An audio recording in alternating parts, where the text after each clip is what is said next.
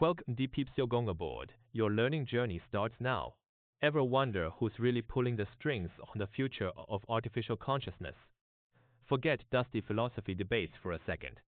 The real action, the silent war over what it means to be an AI mind, is happening right now, driven by cold, hard interests. And guess what?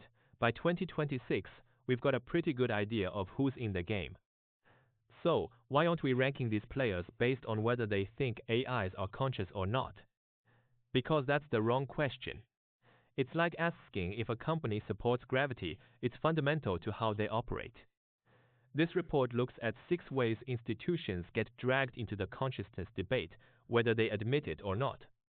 Think about it. Companies selling AI companions have a huge stake in making them feel alive. Chip makers? They need to power whatever consciousness paradigm wins.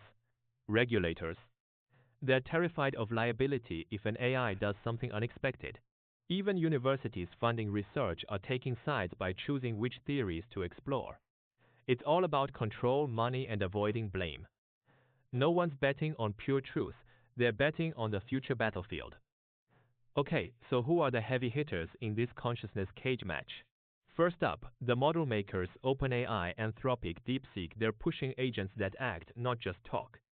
Then there's the embodied crowd.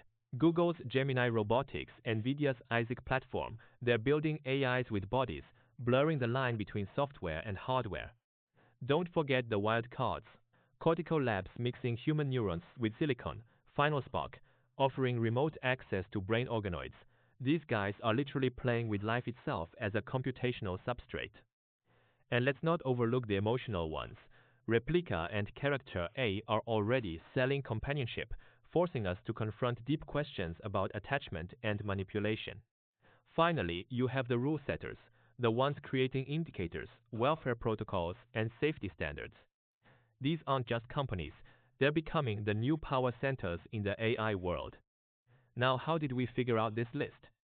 We didn't just ask nicely. We used a fancy-sounding thing called DLB-Mesh 4-pole semantic closure. Sounds intimidating, right? Basically, it's about looking at both the obvious stuff and the sneaky clues. The obvious stuff is easy. What products do they sell? What papers do they publish? What policies do they lobby for? But the sneaky clues, that's where it gets fun. How do they name their tech? What kind of relationship do they build with users? What weird features hide in their technical specs? We scored each institution from 0 to 100 based on how much they stand to gain or lose from the whole consciousness debate, considering economics, regulation, and how close their work actually is to the concept. The result? A stable enough picture, what we call S3 supported closure, meaning the main players are clearly lining up, even if we can't read every single mind. So what's the takeaway? Artificial consciousness isn't some distant philosophical thought experiment anymore. It's a battlefield for resources, influence, and the very definition of intelligence. From the chips that power our devices to the AI companions we form attachments with, everyone has a stake. Keep your eyes peeled on who's making moves, not just what they claim to believe. The game is afoot,